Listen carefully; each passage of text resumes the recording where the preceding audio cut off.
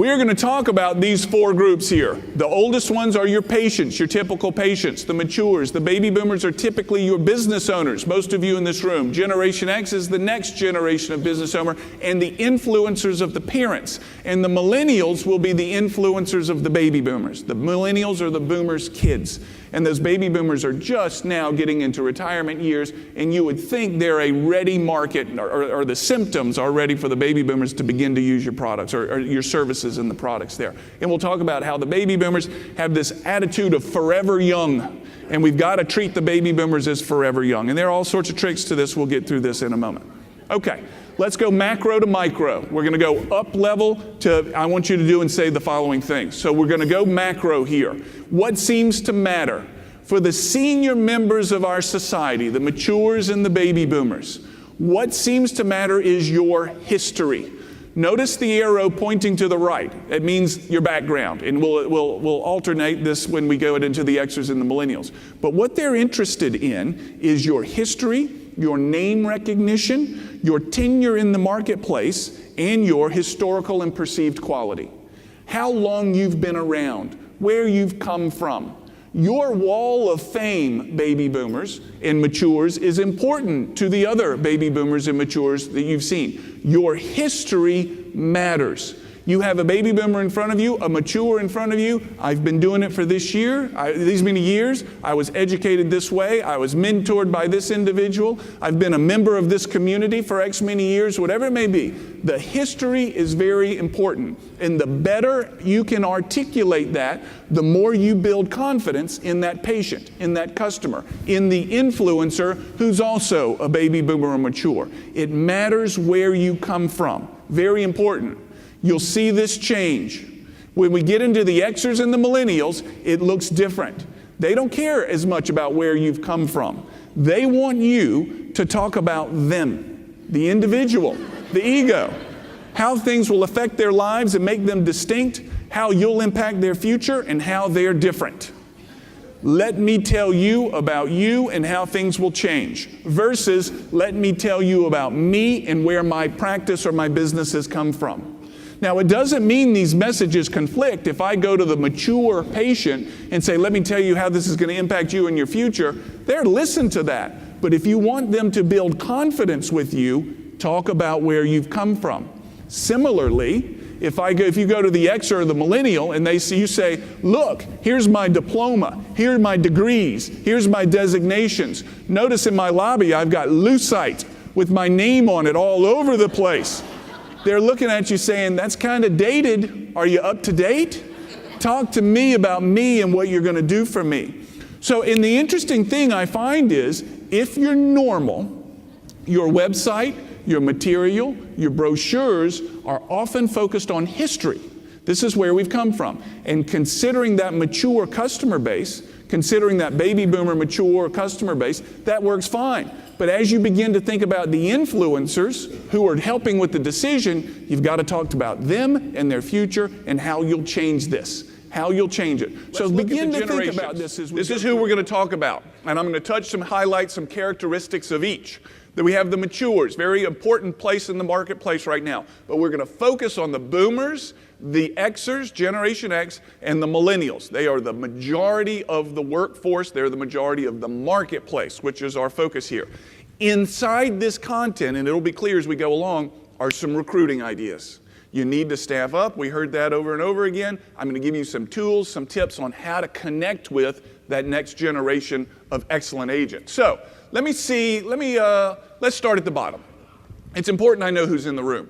Who are our millennial generations in the room? Let me see the show of hands here, please. Okay, we have a pretty good bit. I was told there would be a good bit. Thank you very much. You represent about 80 million people in our society. You in this room are the very tip top of an enormous iceberg, and you will have influence in this market for a long time to come. You're very important to everyone. Therefore, we're going to study you towards the tail end in a little bit more depth, and we're going to call you today specimens. You're our specimen generation, okay? Who are my Generation Xers based on these numbers here? This is my peer group. Keep your hands up. Everyone look around. These are some of the most cynical, unpleasant, unhappy, and unlikable people you'll ever find. We are a difficult customer. We don't buy, we stalk. And you Xers, you know what I'm talking about. We stalk wherever we place our money. It could be a $30 toaster. We go online and we begin to hunt toasters online. We go and evaluate toasters. We create spreadsheets with toaster features on them and monitor the toaster features. We go onto the social media and type in, does anyone have a toaster recommendation for me? And we start getting feedback on toaster recommendations.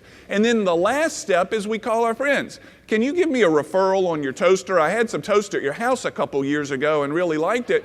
Can you vouch for the toaster? We are an extraordinary, difficult customer, a difficult client. We stalk our purchases. And the more significant the purchase, the more we stalk. We are the most loyal.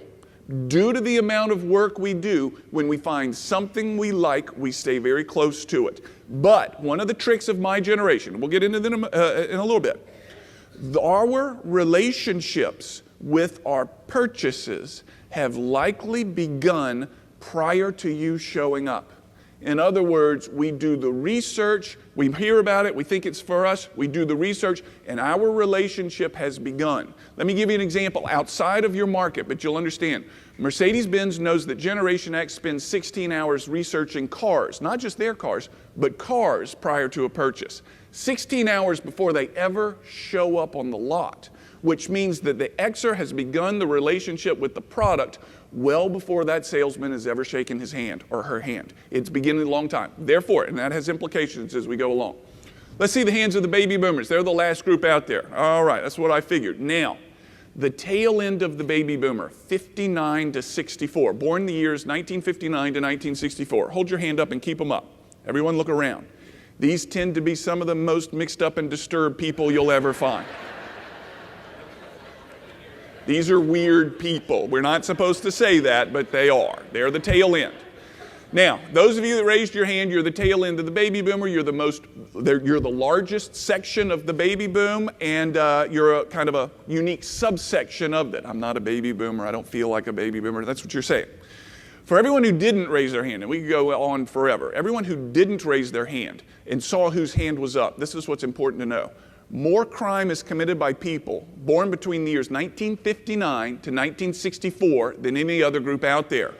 That's why we want them to raise their hand first. We want to know who they are. They will check out of this swanky hotel and have picked their room clean, and they know what I'm talking about. I don't need soap. I've got soap at home. Heck, I shop at Costco. I got tons of soap. But I'm taking the soap, and they just sweep the counter off. I'm not exactly sure if this remote control will work at home, but I'm going to give it a try. And at the very least, I'm going to get some AA batteries out of the deal. Let's put that in the bag, too. You know who you are. All right.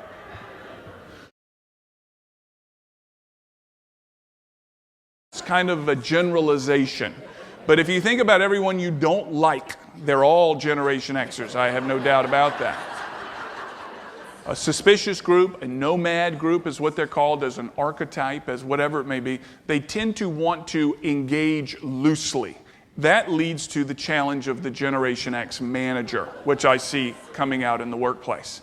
We as managers, Generation Xers, have likely done well in our job by going away and doing it well. And we have been rewarded for that. You do such a great job, you need such little interaction, whatever it may be. As a result, you're getting what's next, the promotion. You now manage this team. And if you're a typical Generation X manager, what you do by manage your team is what I said earlier. Go do it. Good luck. You know your goals, you know the timelines, you know what you need. Just take off. I'm not going to bother you at all. I have the office over here. You can find me on the phone. You can Skype me, whatever. And if you don't need me, you won't hear from me. I think that's great. That's the way I'd want it to be. That's the way you're going to want it to be. Sounds good. I'll talk to you a year or so. That sounds good. The problem is, my Generation Xers, listen to me. The baby boomers, who we may manage, and the millennials, who we also may manage, like people. They like FaceTime and consensus building, and they like to get together, whether it's in person or on the telephone or some sort of chat environment. They need reinforcement. They need to collect and to talk and to get on the same page and all this kind of stuff. We generally don't need that too much. And what happens is that, now here's the caution, if we manage and lead people, Generation Xers, the way we want to be managed and led, we will find a mutiny going on in our baby boomer and millennial people, teammates who work for us. They will say, I don't know where the boss is coming from. I never hear from him or her. I don't feel like we're connected in a meaningful way. And you want to say, listen, we work together. I got all the friends I need. We work together. Let's not overdo this. But it is a threat. It is a threat. It is a two-step process, Generation Xers, to become engaged in your team. Step number one, you call them, see them, stop them in the hall, and say, how you doing? Step one. Step two, you wait for the answer. It's a two-part process. For whatever reason, my Generation X peers and I carry more paper through the workplace than other groups. Why? So you can walk down the hall like this. I don't have to talk to people if it appears that I'm reading. This is great. I've always got something in front of me here. So, and I'll give you one more little thing before I get into the to-dos on this. This comes to me from a hospital system in California. We're in California, a hospital system here. The nurse manager said she would go into the hall. This is the nurse manager at one of the Kaiser hospitals. Go down the hall, full of baby boomers and millennials. They come out, they stream out of the doors to say hello, and they reconnect and they jib-jab and they, how you doing? How's everything been since yesterday? Everything's fine since yesterday. What's going on? Jibber-jabber, less than a minute, and they disperse. The same nurse manager comes down the hall full of Generation Xers, and the Xers peer out of the doors. Why are you here? Coming to check on you. I'm rounding. It's important for morale. No, it's really not that you do this type of stuff. The same behaviors the boomers and millennials call FaceTime and consensus building, the very same behaviors the Generation Xers call micromanagement. Same behaviors. Xers, don't do it anymore. Get out and meet your people. Here we go. Key point number 3. In so many parts of our lives today, we work hard to make it easier on others. That's what service is called. But what I'm talking about is inside your workplace. But making it easier often doesn't make it better. We think that we're doing people favors by removing struggle from their lives. Yet it is conquering the struggles that gives meaning and are the seeds of happiness. Don't remove the struggles. Don't remove the struggles. It's the helicopter mom. It's the helicopter dad. And they're beginning to show up in the workplace. You're saying it's just easier for me to do it versus teaching people how to do it. And one of the things people like me who study this type of thing are seeing is a decline in happiness or a vain search in happiness from the under 45-year-old crowd. I'm not happy. I'm looking for a good job that makes me happy. And by removing the struggle from people's lives, your children's lives, your teammates' lives, whatever it may be, we don't give them the tools that make happiness possible. There's no doubt that the super mom and the super dad and the helicopter mom and the helicopter dad who have removed the struggles from their children's lives are creating people in the workplace who are having a hard time finding a job that makes them happy. They are told, so I want you to start to teach. I want you to start to offer help. I want you to offer guidance. I want you to mentor. That's a big word, and I see you offer a big program like that. But don't remove the struggles. Overcoming the struggles, achieving the end is a great source and tool to happiness. So your question, where might you have removed the struggle for your team? My research suggests that the lack of struggles and the absence of a sense of achievement is also a cause for poor engagement. We're looking for engaged people. This is a Western affluence phenomenon, and it impacts the way your people think, the way they think about you, their job, and what engagement means to them. Today, the definition of success held by youth often differs from the definition held by senior generations. The apprentice to master model is still the way people learn their jobs, and that is likely the way most of you have learned your job. However, in affluent times, we see that youth enter the workplace and begin to define success differently than their boss. Pay this, but they'll pay it later. People are growing up later, it will happen later. People pay the highest amount of life insurance when they enter their middle age, their primary earning years, and they begin having children. They will still buy this stuff, but they will be buying it later. Your customers will be getting older, but entering life stages that happened to you much younger. Does that make sense? Your customers will be much older, but entering life stages that you experienced much younger.